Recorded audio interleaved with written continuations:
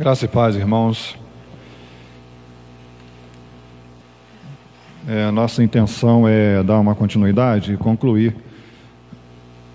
nosso pensamento, nossa leitura a respeito da quarta-feira passada, né? Então, eu convido a igreja a que possamos abrir nossas Bíblias na primeira carta de Paulo aos Coríntios.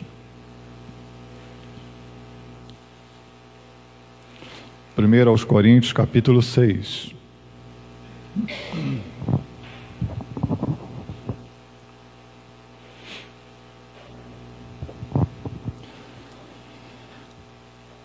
Essa meditação, ela tem sido apoiada em um material de autoria de Ricardo Agreste, né? Um livro da editora Z3, editora. E o Ricardo Agreste, ele vai estar fazendo uma abordagem sobre o assunto igreja, né? Em diversos aspectos. A gente está vendo aqui um trecho da palavra de Deus, focado aqui nesse trecho do livro, né? E que o autor vai chamar de o caso Corinto. Por que ele chama caso Corinto? Um caso de estudo, né? De uma igreja específica, que é Corinto, e que tem as suas peculiaridades, suas características, e que Paulo precisou trazer uma palavra, né, de exortação, de ânimo, de correção de rumo para aquela igreja. Então, na primeira carta aos Coríntios, no capítulo 6, eu vou reler aqui os versículos de 9 até 11 que nós lemos na quarta-feira passada. Então diz assim a palavra do Senhor: Ou não sabeis que os injustos não herdarão o reino de Deus?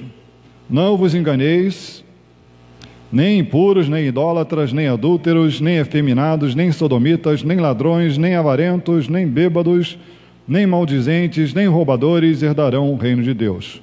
Tais fostes alguns de vós, mas vós vos lavastes, mas fostes santificados, mas fostes justificados em o nome do Senhor Jesus Cristo e no Espírito do nosso Deus. Até aqui, Deus nos abençoe pela leitura dessa palavra santa. Então nós vemos que esses 3 versículos aqui, Paulo está dando uma palavra bem direta, né? Sem rodeios para aquela igreja. E o contexto que nós falamos na quarta-feira passada, né? Se nós fizermos uma leitura a partir do início do capítulo 6, os irmãos aqui nesse capítulo, por exemplo, estão em litígio, uns contra os outros, né? Estão acionando um ao outro na justiça, né, comum, por assim dizer, fora da igreja, procurando, né, os poderes constituídos fora da igreja para resolver coisas que poderiam ser resolvidas dentro da igreja. E ele faz uma pergunta, né? Será que entre vocês não tem ninguém digno para julgar, né, essas coisas?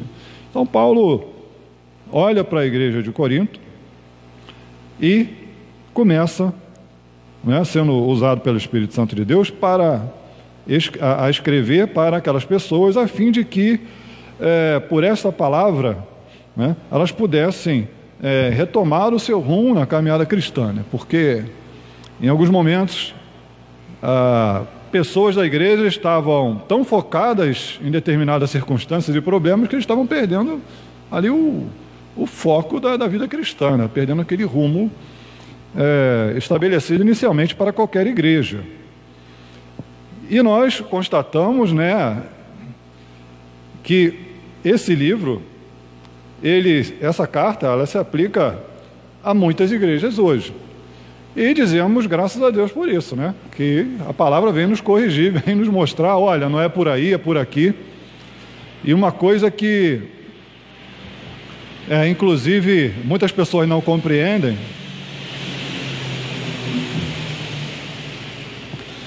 Deixa passar o avião aí que ele fala mais alto que eu. Caio, posso pedir um favor? Abre só esses 2 basculantes aqui, por favor. Obrigado. O restante já está aberto. Obrigadão. Então, Paulo,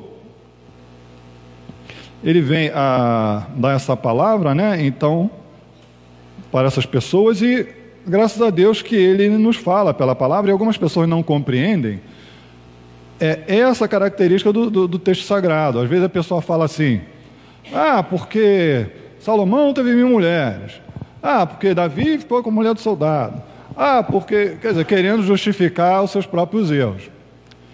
Então, o que nós temos que entender, e é exatamente o que Paulo faz aqui aos Coríntios, aos Coríntios, da igreja de Corinto, é lembrar do que o ser humano é capaz.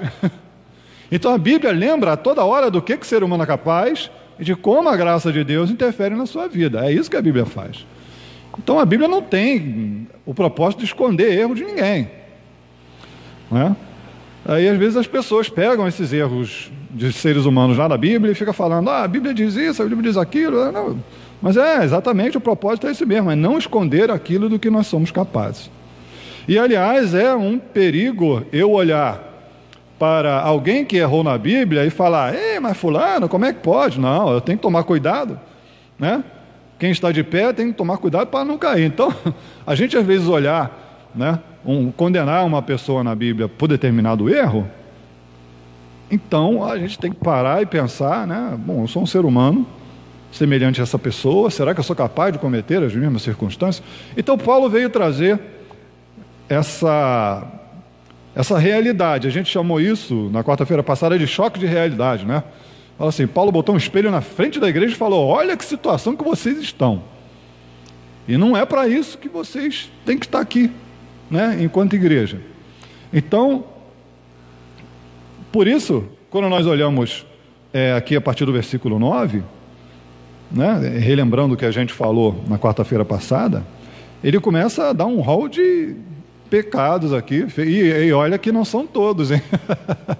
Você vai ter lá em Apocalipse, né? Quem é que não entra, quem é que não herda o reino de Deus, quem não entra na cidade santa, né? Você vai ver no Antigo Testamento as questões proibitivas, né? Na lei. Você vai ver em outros livros também, outras cartas, né? Aqui ele fala, por exemplo, em efeminados. Então, o Antigo Testamento fala, Paulo fala no Novo Testamento. São questões que existem na Bíblia, né? Hoje, inclusive, eu estava assim, conversando uma questão política. Conversa hoje, está difícil de conversar de outra coisa que não seja política durante o dia. Então, assim, existem as críticas aos dois lados, né? Direita, esquerda, enfim, mesmo que esses termos não estejam sendo usados tão corretamente por aí, mas aquela, né? Eles e nós e eles. E se faz muita crítica, mas eu acho que existe um ditado popular que é não jogar a água do banho fora junto com o bebê, né? Então eu acho que as pessoas têm que se ouvir, têm que parar. E eu comentei com um colega falando, olha, há pessoas, por exemplo, da chamada direita, por exemplo, eu vou usar esse vocabulário simples, né? Não vamos aqui nos aprofundar nisso, que não é o nosso objetivo. Há pessoas que recebem crítica da direita, né, que são chamadas de conservadoras, mas nós temos que lembrar que numa nação que as pesquisas, os números, né, os noticiários nas ruas, você vê que é uma maioria cristã, ela tem uma tendência conservadora no seu seio. Por quê que eu estou falando isso? Eu estou falando isso olhando para determinados valores que a Bíblia defende e que a sociedade muitas vezes defende o contrário. Quando nós falamos em governo civil, e não é o que eu quero tratar aqui, né? Não é o que eu quero tratar aqui, governo civil, eleições. Quando nós falamos em governo civil, ele está ali para governar para todos. Só que dentro desse todos que ele governa estão também os cristãos. E cada um desses grupos que formam o todo, os cristãos têm seus valores que advêm da Bíblia, que é o livro usado pelo cristianismo. E é um livro que se nós olharmos para ele dura milênios. Por que a Bíblia dura milênios? Por que a Bíblia ultrapassa os tempos e não caduca? Porque é um livro que trata de princípios. Trata de princípios. Por isso que ela é um livro que perpassa as épocas, né? Quando nós olhamos o que está escrito nela, é comum às vezes a gente perguntar assim, o que a Bíblia diz sobre dois pontos, aí bota lá uma série de questões. Tem coisas que a Bíblia não está falando, tem coisas que a Bíblia não aborda, mas ela deixa princípios claros que vão nos ajudar a chegar à conclusão sobre aquele assunto. Então, porque ela é um livro de princípios inteligíveis, claros, né? Eles perpassam, né? Ela perpassa, a Bíblia, esse livro perpassa os milênios na sua validade, na sua credibilidade. E esses valores hoje, muitas vezes, são chamados de valores conservadores, né? No sentido moral e ético da questão. E pessoas condenam muitas vezes. Assim, é aquela guerra, né? Eu acho que as pessoas seguem um caminho que querem seguir. Mas não dá para dizer que uma parte da sociedade é regida por um conjunto de valores conservadores. Não é regida por um conjunto de valores conservadores, porque é assim. Então Paulo, quando vem falar isso daqui, ele não está preocupado em necessariamente concordar com o que a sociedade ao redor da igreja de Corinto estava realizando. Mas ele estava olhando para dentro da igreja e estava dizendo, gente, olha só, a Bíblia, a palavra, o Antigo Testamento, a lei, Cristo, diz isso aqui, nós temos esses valores, nós temos essas diretrizes, nós temos, né, esse direcionamento do amor de Cristo para nossas vidas. Deus espera isso de nós, né? Temos toda uma comunicação do céu para conosco na Bíblia. Então esses valores vão existir. Esses valores vão existir. Não é? Queiramos chamar isso de conservadorismo ou não, né? Mas são valores bons para o homem, para a mulher, porque o mesmo Deus que criou o homem e a mulher é o mesmo Deus que orienta a vida daquele que crê na sua palavra, e com certeza, se ele criou, ele sabe o que é melhor para cada um de nós. Então, dentro de todo esse contexto, né, Paulo, o último dos apóstolos, né, Paulo, que era perseguidor da igreja, que queria ver cristãos mortos, ele agora está a serviço do Evangelho de Jesus Cristo e foi mandado justamente para aqueles, né, que não eram chamados povo de Deus, os gentios. E agora Paulo vai falar para esses gentios. Então, em Corinto, quando ele chega lá e vê aqueles problemas, aí o Ricardo Agreste, ele vai chamar isso de má notícia, né? Primeiro ele chega com a má notícia, e aí dá aquele rol de pecados. Olha, vocês já foram isso, já foram aquilo, vocês são ex isso, ex aquilo, né? A gente falou nesses termos assim na quarta-feira passada. Né? Porque ele começa dizendo assim, ou não sabeis que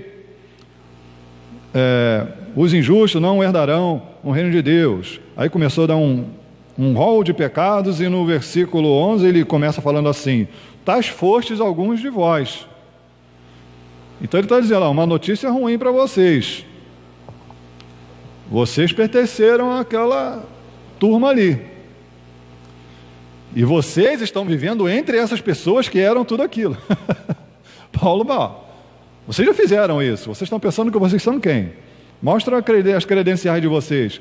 Mostrem o currículo de vocês. Mas depois vem uma boa notícia, né?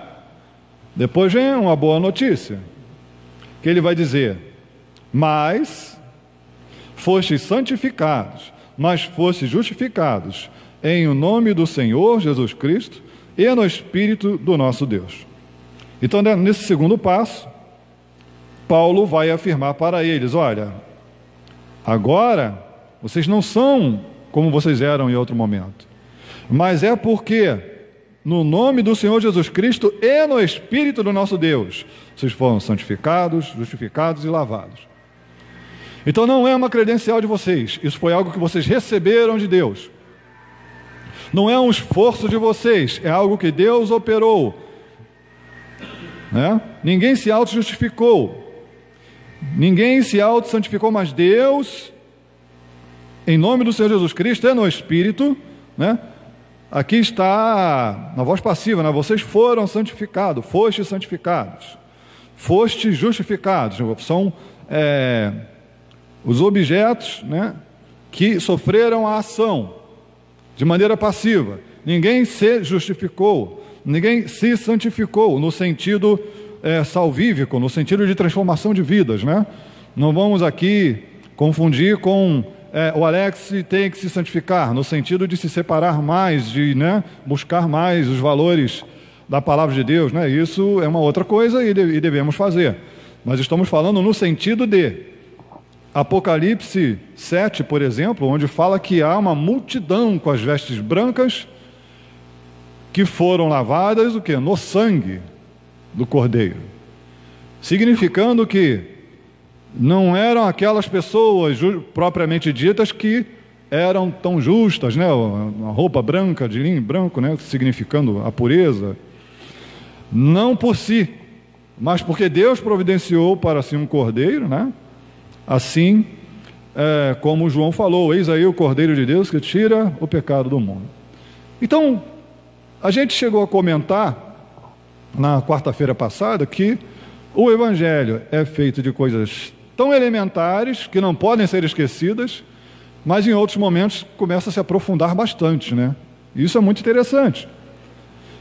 Então, se por um lado devemos buscar um alimento sólido, né, mais rico, mais profundo, uma maturidade espiritual, por outro lado, jamais podemos abandonar os fundamentos, o feijão com arroz, a simplicidade do Evangelho. E é onde alguns, infelizmente, se perdem, porque se acham conhecedores de mistérios tão profundos e esquecem noções básicas do Evangelho do Senhor Jesus Cristo. E aí você vê pessoas que, igual no tempo de Jesus, né? O título, doutores da lei, né? Os doutores da lei, pessoas que tinham o Antigo Testamento na mão, mas diante do Messias não reconheciam o Messias. Então esse é o perigo de se engendrar na religião, no conhecimento, porque eu sei, porque eu conheço, eu estou muito avançado, né, em conhecimento, em espiritualidade, e aí, né, entra aquela pompa, aquele orgulho, e esquece que todo mundo tem que estar com o pé no chão. Eu lembrei, até falei pé no chão, lembrei de uma coisa. Eu acho isso desnecessário, mas eu ouvi dizer uma vez que um pastor pregava descalço para lembrar. Alguém já ouviu isso? O irmão já ouviu falar isso? Para lembrar quem ele era, né? Botar o pé no chão. Então, literalmente, nós temos que ter os pés no chão nesse sentido aí, né? Eu acho desnecessário, mas talvez uma ilustração, uma didática que ele quisesse mostrar para a igreja, não sei. Mas por quê? Para que ele não esquecesse de quem ele era, né? Um humano, né? Simples, mortal, dependente da graça de Deus.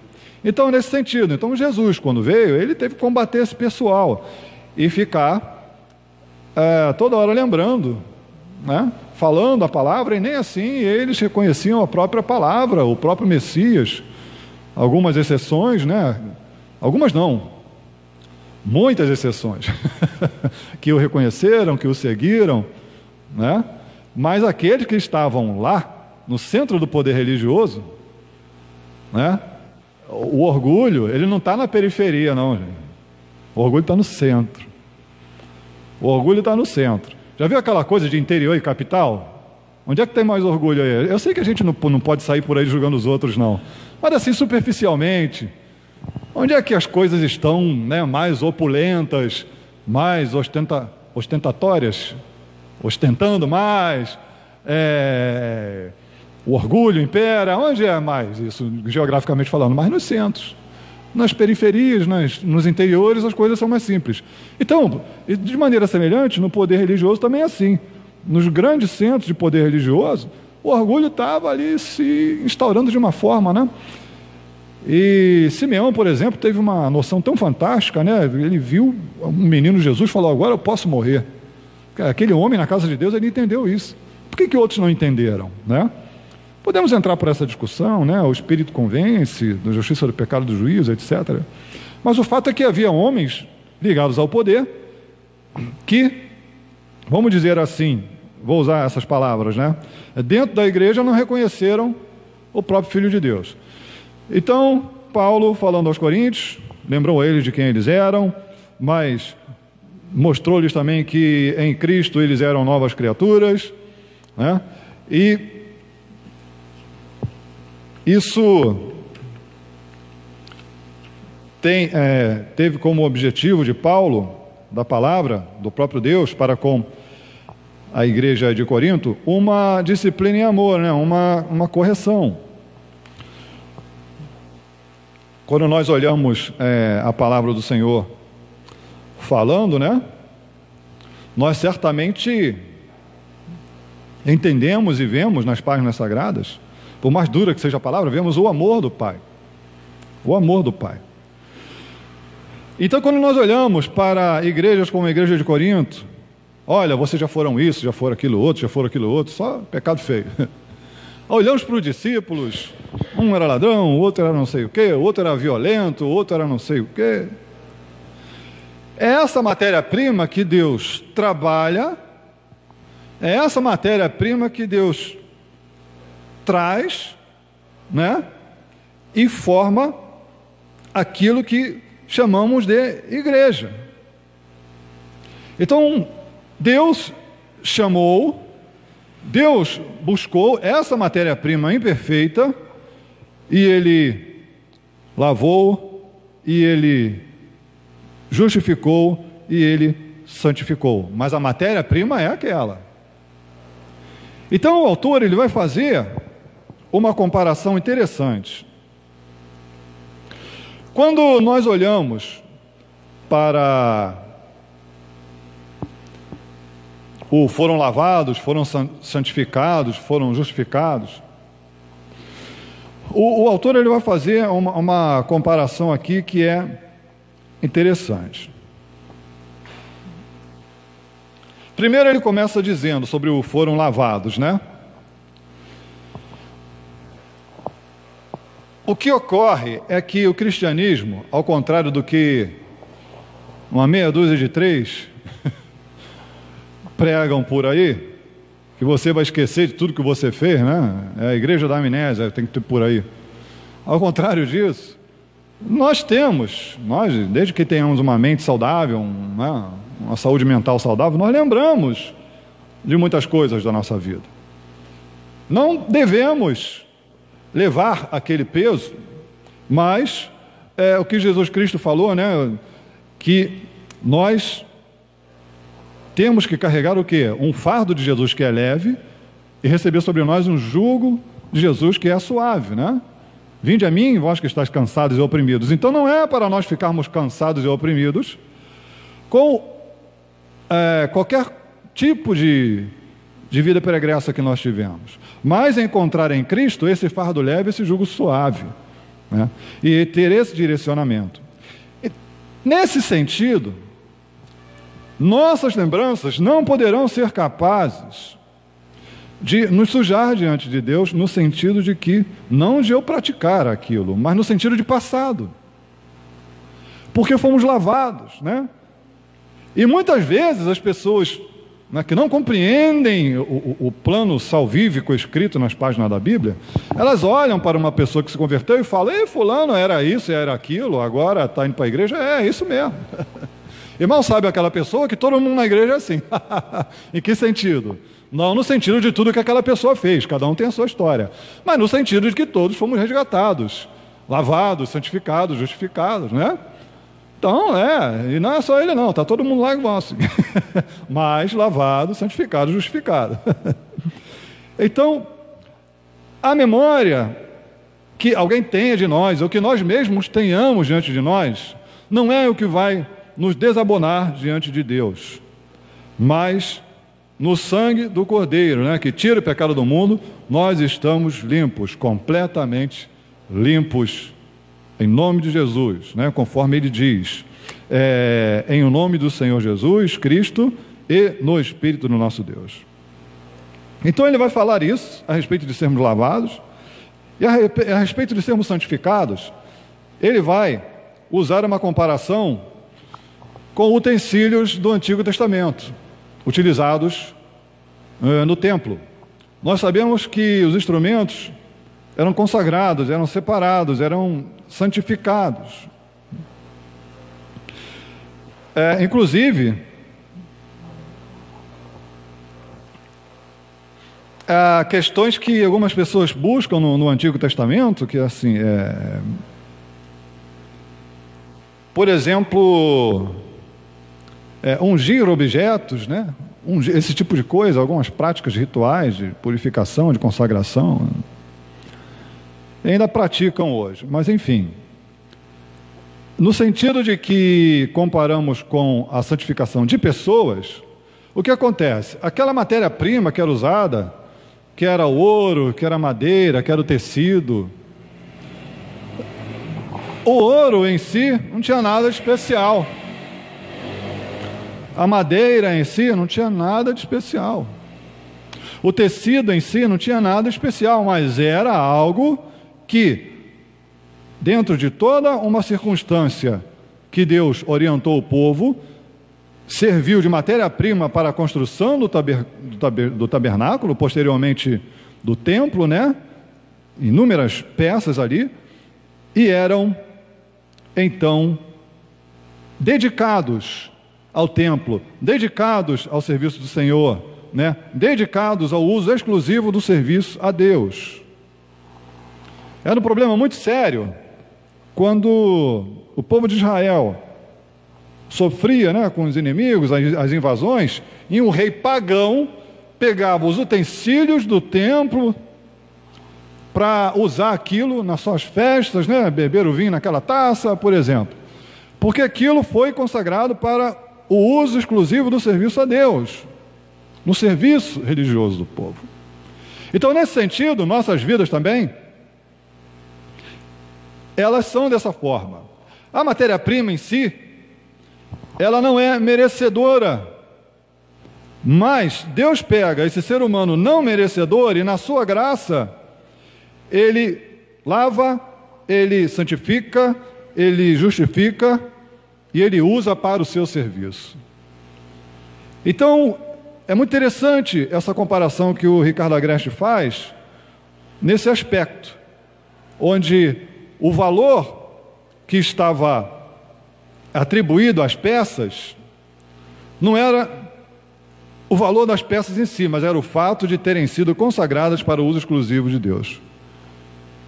E o nosso valor diante de Deus, de forma semelhante, não é aquilo que está em nós, conforme Paulo falou, né, da graça de Deus ter nos alcançado, que ele falou, isso não vem de vós, para que nem ninguém se glorie, mas é o que? Dom de Deus, o dom gratuito de Deus, né? Então, nesse sentido, nós somos comparados àqueles utensílios, porque o utensílio em si não tinha nada de especial. Nós tínhamos os nossos pecados, mas fomos consagrados para o Senhor em Cristo Jesus, e assim, em Cristo, nós temos o nosso valor espiritual diante de Deus, sendo chamado filhos de Deus, herdeiros de Deus e co-herdeiros de Cristo. Então, quando ele fala isso, ele vai falar também do justificar com a questão da figura jurídica da justificação, onde ele apresentou um rol de pecados. E juridicamente, a pessoa pode ter lá um rol de crimes. Mas o que ocorre é que, quando há o pagamento da pena, né? Quando há o pagamento da pena, aquela pessoa passa a estar livre daquela pena, livre daquela condenação, livre do efeito daquele crime. E dessa maneira, Cristo veio nos justificar. Nós não fizemos nada suficiente para nos livrar da nossa condenação, mas o Cristo tomou sobre si, conforme Isaías 53, que nós vemos ali, né, o servo sofredor, levando sobre si os nossos pecados, as nossas transgressões. Então, se Ele levou sobre si, se Ele levou para a cruz as nossas transgressões, os nossos pecados, nós estamos em Cristo, tão somente em Cristo, justificados diante de Deus. Noções básicas, simples, feijão com arroz do Evangelho. Mas, por incrível que pareça, muitas pessoas não atentam para isso. E a partir do momento que eu não entendo que é em Cristo que eu sou lavado, santificado e justificado, eu posso, quem sabe, achar que há outros caminhos para Deus que não seja Cristo.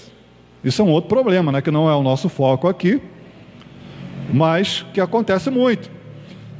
E as pessoas vão dizer, o Deus é o mesmo, Deus é um só. Eu posso concordar que Deus é um só. Mas eu vou concordar também que o caminho para chegar a esse Deus que é um só, também é um só. Porque Jesus Cristo disse, eu sou o caminho. Jesus não falou assim, eu sou um dos caminhos. Jesus não falou isso. Jesus não falou, com todo respeito, né, a outros segmentos religiosos, mas verdade seja dita, Jesus não falou, olha, Maomé também é um caminho, Buda também é um caminho. Jesus não falou, né, não usou outros nomes. Ele disse, eu sou o caminho. Ninguém vai ao Pai a não ser por mim. E na pregação de Paulo para os Coríntios, aqui, eu chamo de pregação essa carta, né? Isso é uma pregação, né? Nós vemos exatamente isso. Ele bota um rol de pecados, e depois desse rol de pecados ele vai dizer, mas, graças a Deus que tem esse mais aí no texto, mas, em Cristo e no Espírito do nosso Deus, lavado, justificado, santificado.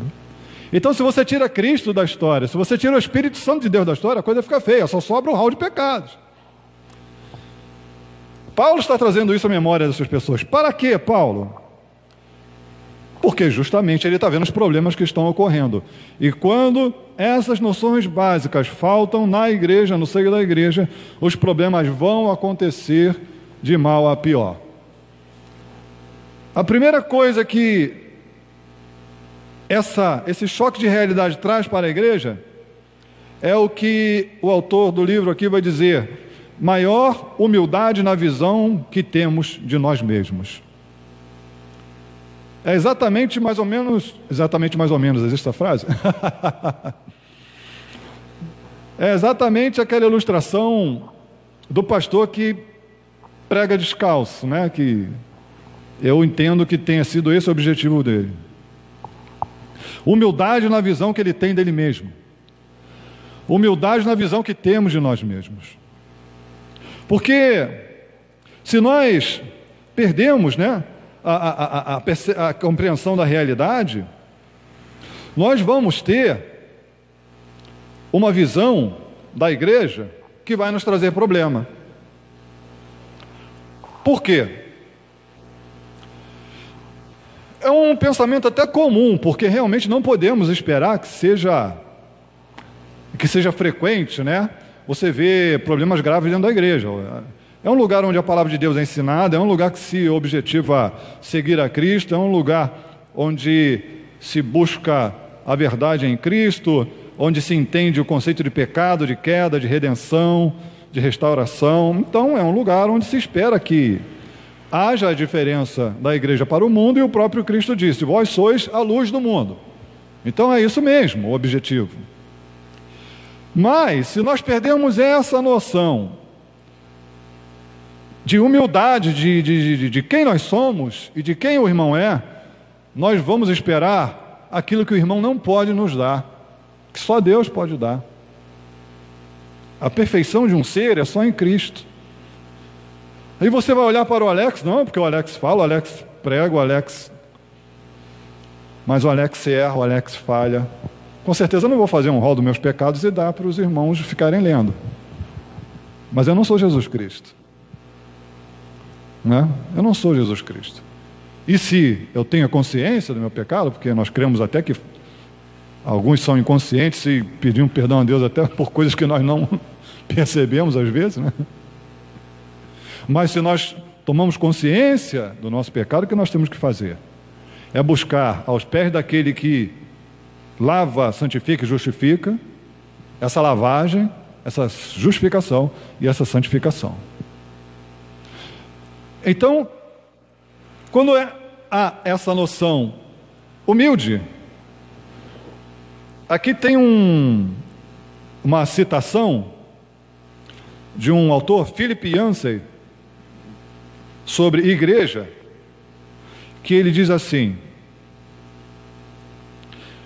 quando ele fala, ele passou por uma jornada, o autor chama de uma jornada de ceticismo, né? É uma coisa que é frequente dentro da igreja. As pessoas passarem por algum tipo de problema na fé. Isso é uma coisa frequente na igreja. Nós pensamos, nós raciocinamos, nós erramos, nós acertamos e às vezes passamos por uns caminhos difíceis. Então este autor, Philip Yancey, ele diz que ele passou por uma jornada de ceticismo, de descrença dentro da igreja. E ele disse, tinha uma reação instintiva contra qualquer coisa que cheirava a hipocrisia.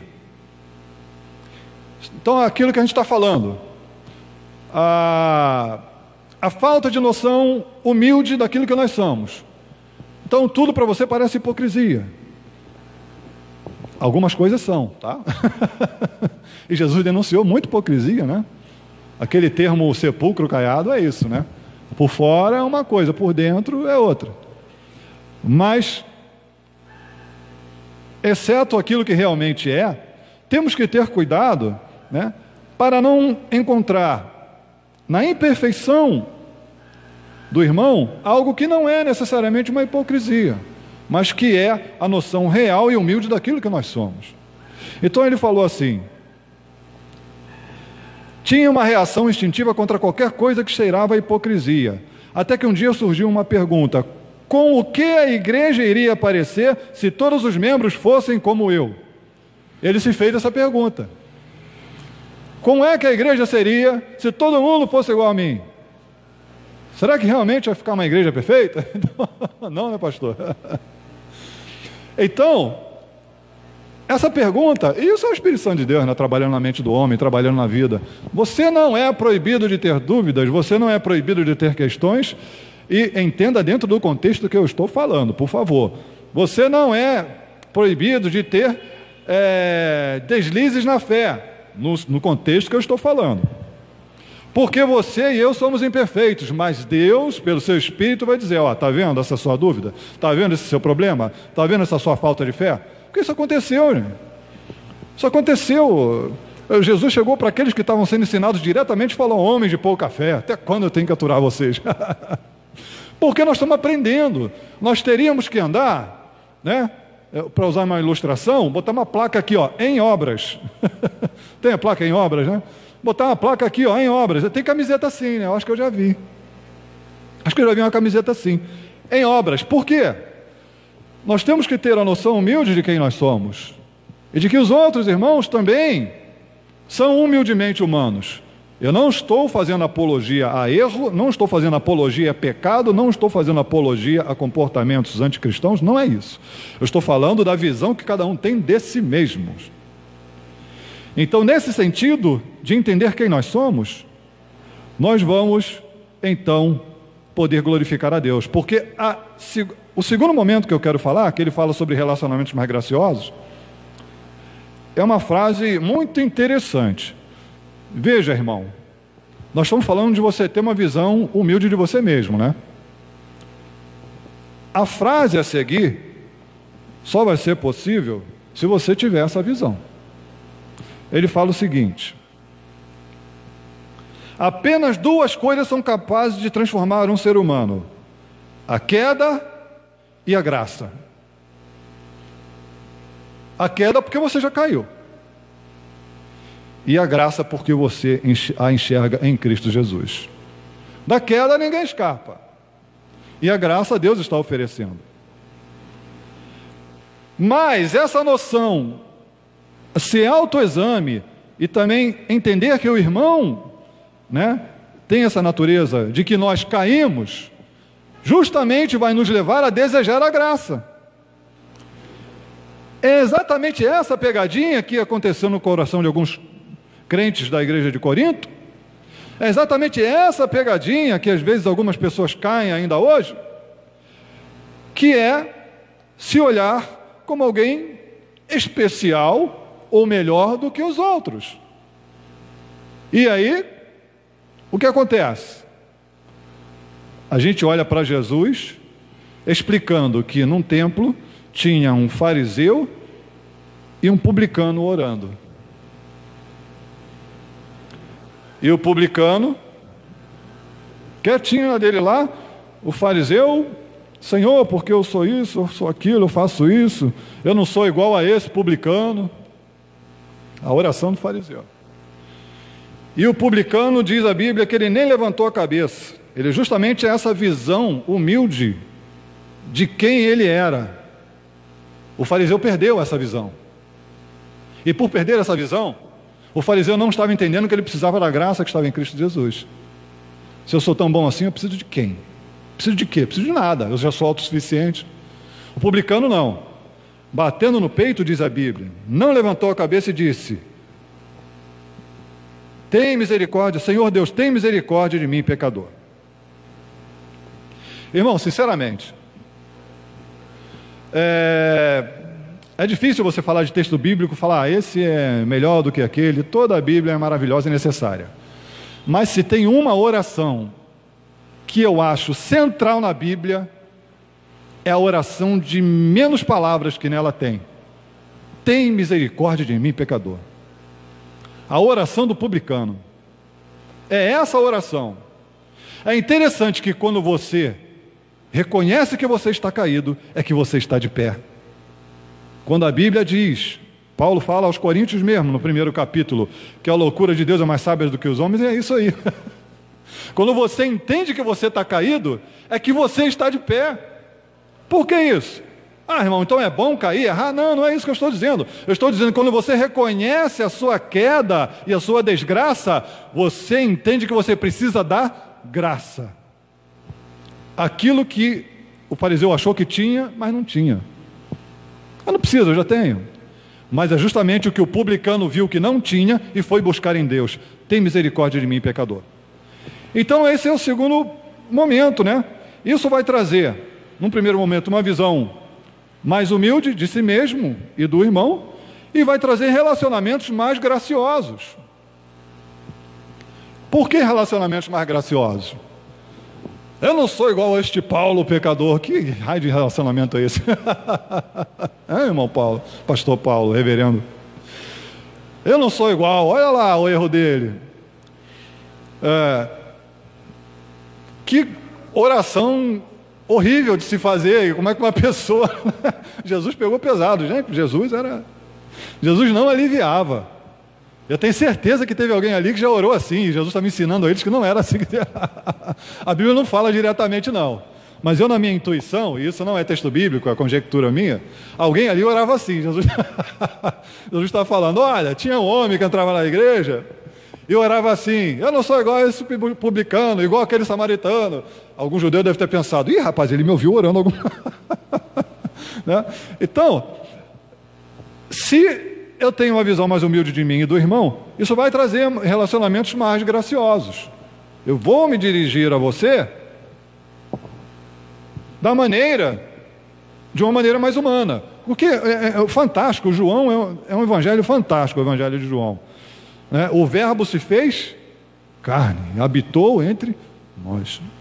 E ele precisava se esvaziar daquilo tudo, né? Se esvaziou, né? A kenose, esvaziamento, se esvaziou da sua majestade e veio fazer igual essa ilustração aqui do pastor que prega descalço, né? Veio botar o pé no chão e veio sofrer uma cruz e veio dizer para mim e para você, eu sei o que você passa, porque eu passei por coisa pior, mas eu vim te dar a minha graça. Então esse Jesus que botou o pé no chão, ele veio trazer esses relacionamentos graciosos. Então, muito embora problemas aconteçam dentro da igreja, então tem essas duas primeiras circunstâncias. A primeira é, eu não tenho que ficar desesperado, meu Deus, aconteceu um erro da igreja. Não, ali há pessoas que são humanas e humildes igual a mim. Então, não estamos livres de acontecer um problema. Mas no segundo momento, nós temos que ter relacionamentos graciosos e não entender que naquele erro ou naquele problema eu sou maior do que o irmão. Não. O que eu faço então? Vou abraçar aquele irmão? Está tudo bem, irmão? Está tudo bem, está certo? Continua assim mesmo? Não. Aí vem o terceiro momento. E nós estaremos encerrando assim. Aí vem o terceiro momento. E é uma coisa muito importante e interessante, que é o subtítulo que o autor vai colocar aqui: maior compromisso no cuidado mútuo. Você vai reconhecer humildemente que você é pequenininho, que o irmão é pequenininho. Isso vai trazer relacionamentos mais graciosos, ou seja, vamos diminuir o tom da nossa conversa, porque nós não somos maiores nem melhores do que ninguém. É claro, cada um tem o seu temperamento e tal, né? Relações interpessoais são questões mais complexas do que isso, mas isso tem que desenvolver em nós relacionamentos mais graciosos, sim. E isso vai gerar maior compromisso no cuidado mútuo. E ele vai citar novamente Philip Yancey, colocando aspas aqui, dizendo: Deus nos ama o bastante para nos aceitar como somos, mas nos ama demais para permitir que continuemos os mesmos. Eu vou ler de novo essa frase de Philip Yancey, e isso é Bíblia, tá, irmãos? Isso é Bíblia. Estamos citando aqui um autor baseado na sabedoria bíblica, né? Deus nos ama o bastante para nos aceitar como somos, mas nos ama demais para permitir que continuemos os mesmos. Então, esse cuidado mútuo. Por que cuidado mútuo? Paulo chegou na igreja de Corinto e falou... Olha só a expressão de amor de Paulo. Tem um camarada aí que está dormindo com a mulher do pai aí, vocês não veem um negócio desse não? Joga ele lá para Satanás para ver se pelo menos a alma se salva. Isto é uma palavra de amor. Não daquele amor de Facebook, mas de amor de Deus, de cuidado mútuo, de cuidado com o irmão, de falar, este caminho é o caminho do inferno. É claro que, né, é disciplina em amor, né? É conversar com o irmão, é mostrar para o irmão. É verdade que há pessoas que em determinado momento da vida não estão muito dispostas a ouvir, talvez, mas a partir do momento que é um irmão em Cristo, que é uma pessoa que já teve uma visão humilde de si, que é uma pessoa que já teve relacionamentos graciosos dentro da igreja, é de se esperar que essa pessoa pare pelo menos para nos ouvir um pouquinho. E, muitas vezes, as pessoas, podemos pensar que elas não estão nos ouvindo, mas depois ela para refletir. Na hora a gente pensa que a pessoa não ouviu, mas depois ela para refletir. Dentro desse propósito de maior compromisso no cuidado mútuo. Então, é muito interessante isso, né, que Philip Yancey fala aqui, está de acordo com o texto que nós lemos. Deus nos ama para nos aceitar como somos, mas nos ama demais para permitir que continuemos os mesmos. E foi exatamente o que Paulo falou para eles, quando Paulo disse, olha, em outro momento vocês eram ladrão, avarento, bêbado, maldizente, vocês eram isso tudo. Deus quis vocês assim. Só que Ele ama vocês além disso e não quer que vocês continuem assim.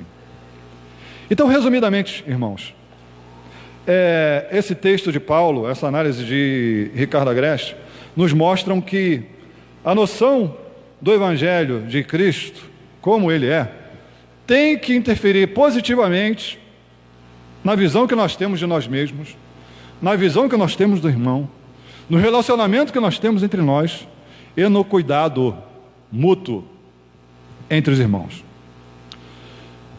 O pastor não é o único responsável a cuidar da igreja. A igreja tem que cuidar da igreja. Pastor tem um papel preponderante, principalmente na área da disciplina. Mas igreja tem que cuidar de igreja.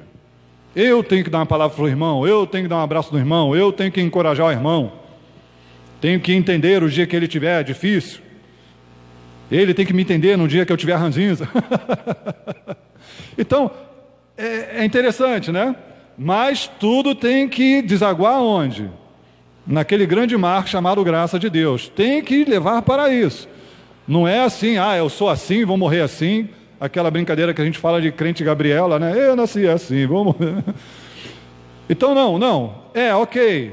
Eu nasci assim, eu era assim, mas foste lavados, mas fostes justificados, mas fostes santificados. E isso tem que aparecer no nosso relacionamento, na nossa visão de nós mesmos e no cuidado mútuo da igreja. E só para encerrar, vou fazer uma propaganda aqui sem remuneração. Netflix. Netflix. Estamos aí na época da multimídia, né? Então, Netflix, quem tem? O nome do documentário é Montanha, só que vai estar em inglês, que é legendado, é Mountain. Mountain, em inglês, montanha. É narrado até por um ator americano aí, que fez um vilão aí no filme de Homem-Aranha. Muito interessante a narrativa dele. E olha, ele falou uma frase ali, falando sobre aquele documentário. É fantástico. Quem gosta de natureza, mostrando as montanhas e tudo, aqueles esquiadores radicais, né, desafiando e tal. Não é um vídeo sobre esportes radicais, ele mostrou alguns homens que desafiaram a montanha. Então, mas teve uma frase que ele falou, que eu falei, isso é um salmo, em outras palavras. Ele falou assim, a montanha, eu vou falar nas minhas palavras, tá, que eu não lembro a frase exatamente.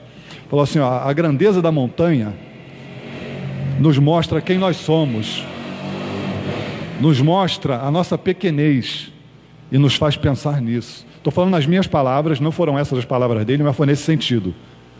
Aquela natureza exuberante, aquela coisa fantástica, gigantesca, aquilo está dizendo assim para mim, tu não é nada, tu é um grão, tu é um... E eu lembrei o quê? Do salmista que diz, eleva os olhos para o monte, né? De onde virá? Provavelmente ele olhou para aquela montanha, aquele monte, e falou assim, eu sou um nada. De onde me virá o socorro? Nesse sentido. Eu sou nada, e agora? Né? De onde me virá o socorro? Então, ele continua o texto dizendo, meu socorro vem do Senhor, que fez aquele monte. Ele diz que fez o céu e a terra. Mas é como se ele olhasse para o monte e dissesse, eu sou nada olhando para aquele monte, mas o meu socorro vem do Senhor, que fez aquele monte. Né? Então, essa visão não pode jamais sair da vida do cristão. Porque assim nós vamos perceber a nossa pequenez, entender que somos falhos, mas vamos compreender que é uma graça muito maior do que a nossa natureza caída, que foi justamente a graça de Deus que veio nos resgatar dessa natureza e nos fazer filhos de Deus. Né? Aqueles que a Bíblia diz uma palavra muito forte, que diz que antes éramos inimigos e agora somos filhos. Né? Que palavra forte. Antes éramos inimigos. Você está disposto a adotar um inimigo e fazer ele um filho seu, herdeiro da sua herança na sua casa? Você trabalhou, suou e vai deixar tudo para ele era teu inimigo, tu vai... É isso que Deus fez com cada um de nós, né? E de inimigos nos fez filhos. A palavra de Deus é algo muito forte, então não pode ser um livro qualquer, né? Isso não é um livro qualquer, é o livro inspirado pelo Espírito Santo de Deus. Sim.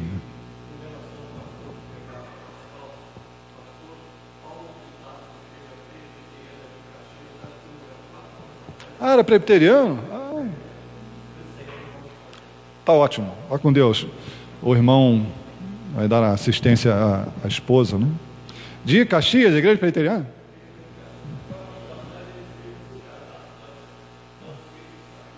Entendi. Eu vou até falar no microfone, porque a multimídia fica sabendo aqui nas redes sociais. Esse pastor que pregava com os pés no chão, o pastor Paulo de Tarso, da igreja presbiteriana de Caxias, conforme o reverendo Paulo aqui falou, né? Eu nem sabia que era presbiteriano. Mas assim, desnecessário, conforme eu falei, no sentido de você fazer daquilo um legalismo, né? Mas no sentido ilustrativo e no sentido da compreensão de que você é um pé no chão, isso é importante, né? Isso é importante. Às vezes, alguns centímetros de sola de sapato nos tornam mais altos e orgulhosos. E botando o pé no chão, a gente lembra quem a gente é. Amém, irmãos? Então, assim nós chegamos no nosso horário de término. E Deus abençoe os irmãos que aqui estiveram. Nosso pastor está aí retornando de viagem, né? Está descansando. E vamos fazer esta oração final no sentido de que Deus nos despeça em paz e continue cuidando de nós, do nosso pastor, nossa igreja, nossas vidas, nossa família, né? Alguma oração especial, algum comunicado especial que os irmãos queiram fazer? Sessão pipoca sábado, 0800. Pipoca e refrigerante, combo gratuito. Quanto é que paga num combo desse lá no cinema? Mais de R$20. Eu sei porque eu vou ao cinema, lá tem uns filmes aí que nos atraem, a gente vai ao cinema. E muitas vezes eu vou falar uma coisa aqui, hein? Eu tenho um balde de pipoca lá em casa, eu já levo ele cheio. Hã? Domingo tem um almoço, né, da multimídia, né? Exatamente. Isso. Então, vamos orar então, tá bom, irmãos? Oremos. Senhor, em nome de Jesus, nós te agradecemos por tua palavra nesta noite, que podemos compartilhar. Que a cada dia a tua palavra fale conosco e nos mostre a direção a seguir. E nos momentos em que nós estivermos como aquele povo de Corinto que estava por algum momento desnorteado, que possamos olhar para a tua palavra e relembrar quem nós somos e relembrar que a tua graça é sobre nós e assim te agradecermos porque o Senhor nos resgatou, nos lavou, nos santificou e nos justificou em Cristo Jesus. Obrigado, Senhor, que a tua palavra nos lembre disso a cada dia, nos dando graça para o caminho, até que venha o Senhor e estejamos todos juntos com Ele. Que o Senhor nos leve em paz e segurança para casa, guarda nosso pastor e sua esposa onde quer que estejam, e que nossas vidas, nossas famílias, nossa igreja e aquele que também assistiu, Senhor, a este estudo pela internet e futuramente irá acessar essas gravações, que possam ser alcançados por tua palavra, que o Senhor fale a cada coração. Em nome de Jesus, nós oramos. Amém.